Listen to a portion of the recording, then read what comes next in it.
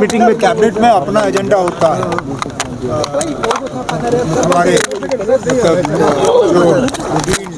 Government के काम होता है उस हवाले से बात हुई, लेकिन जो मुझे लगता है सबसे मेन जो आज फैसला कैबिनेट में था वो एक सब कमेटी को कायम करने का जो फैसला था रिजर्वेशन के मामले को देखने के लिए। रिजर्वेशन को लेके बहुत सी बातें की जा रही हैं, शिकायतों का हमारे नौजवान खासकर ओपन कैटेगरी के उनको लगता है कि उनको अपना हक नहीं मिल रहा है, लेकिन उसके साथ साथ वो लोग जिनको रिजर्वेशन के दायरे में लाया गया है वो नहीं चाहते हैं कि उनके हक में कोई कमी हो। तो इसलिए आज कैबिनेट ने फैसला किया है कि एक सब कमेटी कायम की जाएगी। उस कैबिनेट सब कमेटी में 3 ऑनरेबल मिनिस्टर होंगे और उन्हें कैबिनेट ने ये कहा है कि वो एक होलिस्टिक व्यू इस रिजर्वेशन के मामले का लें। वो ये देखें कि अभी तक क्या हुआ है, हाल ही में जो सुप्रीम कोर्ट के इसमें आदेश हैं उनको लेके हम क्या हमने उनको जो है उससे आगे गए हैं या हम वहीं तक हैं, और आगे क्या फैसले लिए जाने चाहिए ताकि किसी का हक जो है वो छीना ना जाए, लेकिन इंसाफ सबसे हो। उमर तो इसके लिए कैबिनेट सब कमेटी अब बनाई गई है, उन्हें वक्त दिया गया है, वो अपना रिपोर्ट जो है कैबिनेट के सामने पेश करेंगे और उसके बाद हम कोई फैसला इसमें कर पाएंगे। उमर साहब, क्योंकि माशाल्लाह 5 साल की गवर्नमेंट है लोगों की फलाह व बहबूद के लिए, अभी से कहेंगे कि 1 महीना हो गया क्या क्या असर करने ये मौजूद नहीं होगा, लेकिन एक बात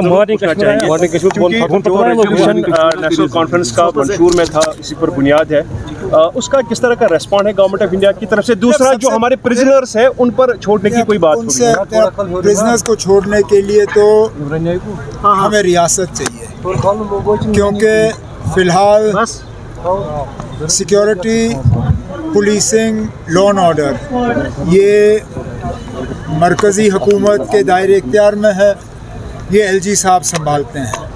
लेकिन उसके बावजूद जहाँ कहीं हमने पुलिस की इंतज़ामिया से बात की है, उनसे हमने कहा हुआ है कि इसको दोबारा से देखना होगा, खासकर जो क्या कहते हैं वेरिफिकेशन के मामले में जिस तरह लोगों को तंग किया गया था। जैसे मैंने असेंबली की तकरीर में कहा था, जिस तरह वेरिफिकेशंस को एक तरफ से वेपनाइज किया गया, उसमें काफ़ी हद तक एक रोक लगाई गई है।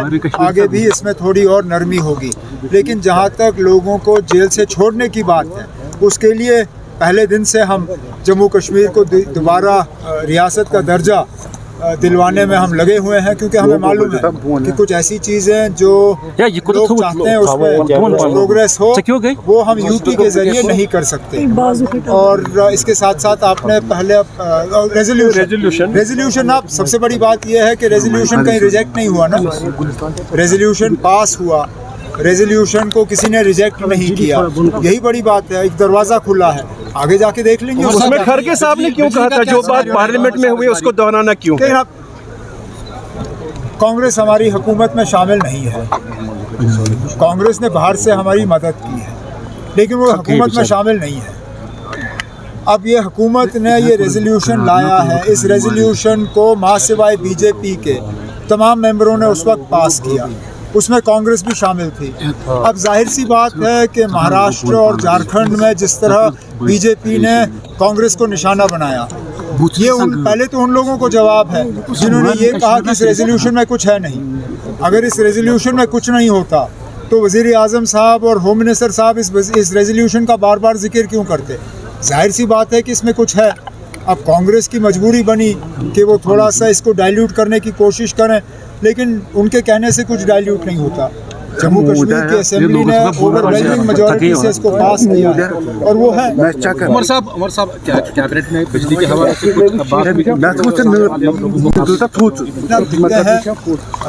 कैबिनेट ने तो पहले ही विंटर प्रिपरेशन का काम किया है।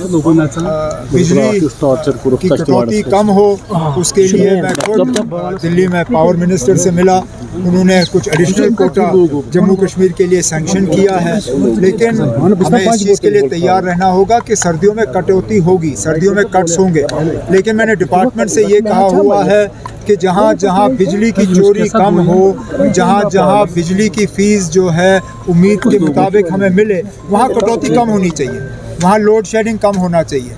और उम्मीद की जाती है कि इस साल सर्दियों में लोगों को थोड़ा सा इसमें इम्प्रूवमेंट नजर आएगा। उमर साहब, किश्तवाड़ में लोकल्स को टॉर्चर किया जो इल्जाम, बदकिस्मती की बात है और अफसोस की बात यह है कि हमारे लोगों ने कुछ भी नहीं सीखा। ये पहला हादसा नहीं है ऐसा जबकि लोकल्स को पुलिस कैंप में बुला के साथ मारपीट नहीं हुई। ये तो अल्लाह का शुक्र है कि ये सारे जो हैं ये मतलब अपनी कीमती जानें नहीं तो इससे पहले हमने वो हादसे भी देखे जहाँ लोगों को पुलिस के कैंप में बुला के टॉर्चर करके वो अपनी कीमती जानें गंवाई।